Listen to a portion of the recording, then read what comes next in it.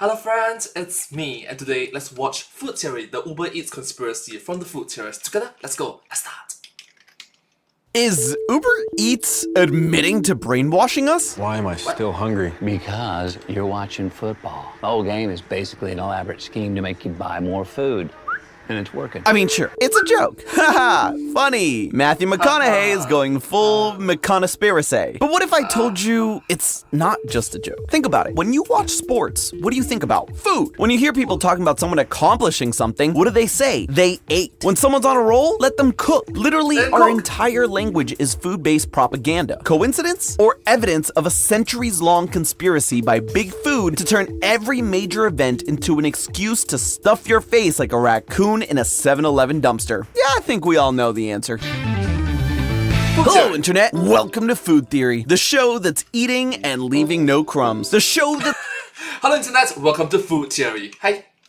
cooking but never cooked. Can I get away with one more? The show that's spilling the tea on conspiracies. And in case you have no idea why I'm talking like this today, it's all because of Matthew McConaughey, the Oscar-winning rom-com king with a southern drawl that for some reason makes me want to buy a luxury car. See, the Super Bowl just happened, and even if you don't care about football, lots of people will find themselves watching regardless. And for those of you that just refuse to watch, yeah, we all saw your non-watching tweets about sports ball. Har, you're so original. But as we know, the thing that's become just as much of an event as the game itself, and dare I say the halftime show too, are the ads. Okay, fine, this year there was also the beef with Kendrick and Drake. I mean, for real, getting Serena Williams and SZA, Drake's exes, to dance and sing on stage is a level of petty I can only aspire to be. You can Alright, let's keep this wholesome and friendly, shall we? Thank you.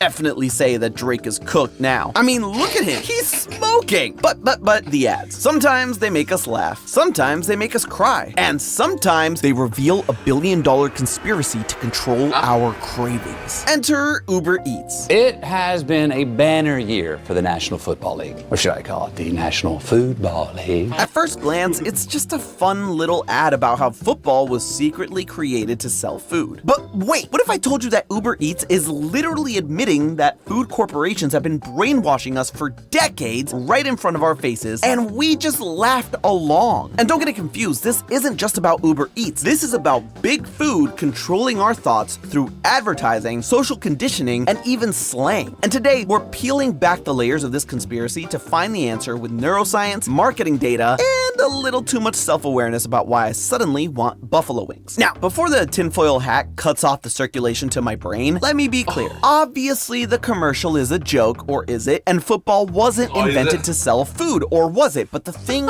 is, it does actually pull the curtain back a bit on a conspiracy to get you to link food with almost everything in the world around you. And it is a Yep, I like it that Stunty was like, or is it, or was it?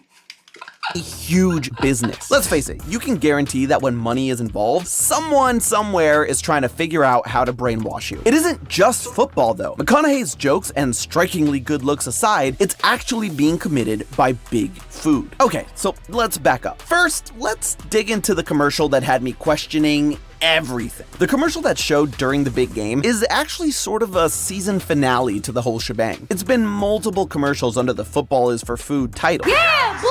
Let 'em cook! Talk to us about this feed me thing you've been doing after big plays. Turnovers, pancake blocks, scrambles. Oh, I just scored. Feed me more. Leading up to the star-studded finale featuring celebrities like Kevin Bacon, Martha Stewart, Charlie XCX, and even Sean really be ducking the Food Theory invite onto Hot Ones Evans. And in it, they talk about why the ball is nicknamed the pigskin to sell bacon, or why in the world Buffalo got its own team, the Wings. All funny misinformation that makes you do a double take with how real it sounds. The thing is, this wasn't actually their plan for the Super Bowl. The first ad in the campaign involved McConaughey being a chef along with Jerry Rice and a bunch of food puns. They got a huge response though that they did a pivot, or called an audible if you will.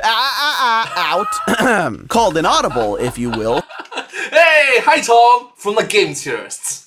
for the Super Bowl ad and really doubled down on the idea because apparently people like conspiracies and lore. Who would have thunk? But the culprit here isn't just Uber Eats, because as much as people think it's just one company, they are powered by and in some ways represent the entire food industry because of the restaurants and heavy hitters they're partnered with and drive billions of dollars to every year. And we know Uber isn't the only delivery service on the market. In the US, DoorDash is still numero uno, but globally, Uber Eats is Tokyo drifting around the competition for an estimated annual revenue of about $12 billion.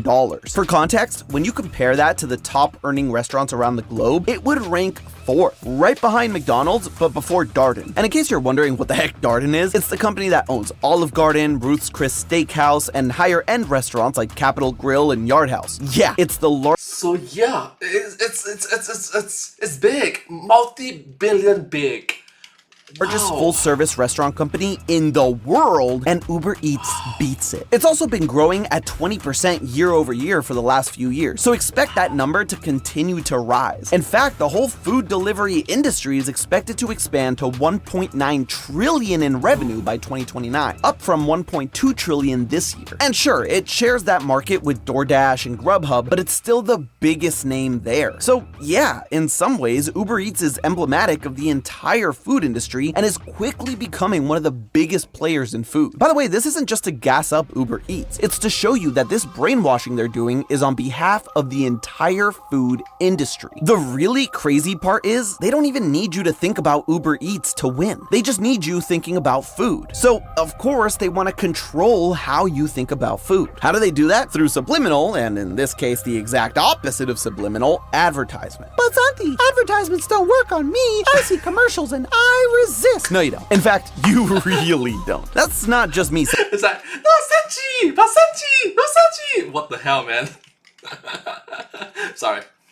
that. It's science. Studies show that food commercials are uniquely powerful in shaping our cravings. In fact, food ads are so effective that they can literally rewire our brain chemistry. For one, kids who watch food ads eat 45% more snacks afterwards compared to those who don't. And for you older theorists, you're not safe either, because adults consume more after watching as well, regardless of what was advertised, whether quote-unquote healthy or unhealthy foods. Oh, and those commercials, they activate the reward center of the brain and increase cravings even if you're not hungry. The dopamine release from just watching these, even if it's just a short time, makes you more likely to actually go out and seek food. Super Bowl ads don't just entertain us, they prime us for cravings. The constant visuals of golden beer, crispy wings, and overflowing chips stimulate our dopamine response, making food an essential part of the viewing experience. And once that habit is formed, it becomes second nature. Every year, Big Food spends millions upon millions on these ads because they know that, over time, they're programming our brains to expect food whenever a major event rolls around. Take Budweiser, for example. It's estimated that through the sales they get after the Super Bowl, they make 172% of their advertising investment back, something to the tune of $96 million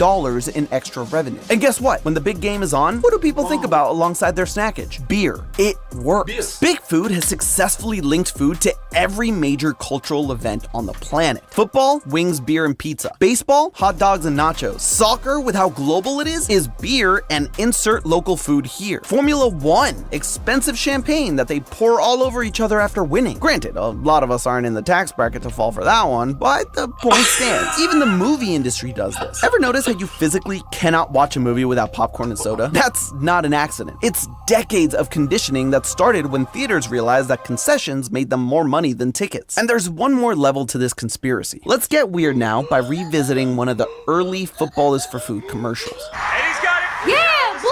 Let him cook! Let him cook! You ever notice how Big Food has even invaded our modern day slang without us even realizing it? Let him cook. Ate and left no crumbs. Feasting. Friggin' reheat nachos. It's always food. We could say that this is just creative language, that food is just something we all experience, so of course our language will reflect it, but what if it's something more? This is cultural programming. By using food-based language to describe everything from winning to attractiveness, we're reinforcing the idea that food isn't just for survival, it's a constant presence in our lives. If our own language keeps reminding us of food, we never stop thinking about it. Something's easy? Piece of pie. Or cake. Making money? Bringing home the bacon. Getting that bread. Making dough. Communities all over the globe for decades have come up with slang based around food. And these companies all incorporate it into their commercials to hijack our brains. Even if it has nothing to do with food. It gives you options based on your budget. It's a piece of cake.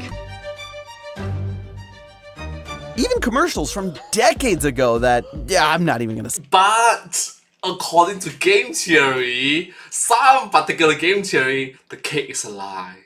Sorry. say anything other than, boy, this was a product of its time. I can bring home the bacon, fry it up in a pan.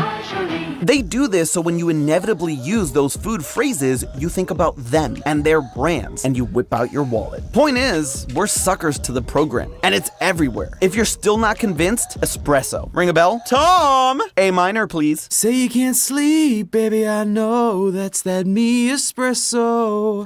Voice of an angel, that one. And the face of a dollar store Seth MacFarlane. But yeah, probably the biggest song of last year, Espresso by Sabrina Carpenter. You think the success was because she's a fantastic singer with a femme fatale aura that people all over swoon for? Think again! Brainwashing. And guess what? The song drove posts about espresso up by 300%. No Dunkin' way. did a whole campaign and a limited time offering with Sabrina. One minute you're singing the catchy jingle, the next you're in line at Dunkin' and you don't even realize it. This has been going on longer than we've been alive. But Big Food and Uber Eats have gotten so cocky, so powerful, that they feel like they can flaunt it right in front of our faces and we won't do anything about it. And the worst part is, they're right. Your brain has been rewired. Your hunger cues have been hijacked. Whether it's watching a game, a movie, or singing the hottest new song, you're already cooked. But hey, that's just a theory. A food theory. Buen provecho. What? That's all? Wait, that's all? You tell me... Bro! What? So you're just gonna tell us that it's inevitable, it's just part of our... Okay, okay then. But hey, that's just a theory. A food theory. Bon appetit. Thank you so much, subscribe. Oh, but bro, man, that is...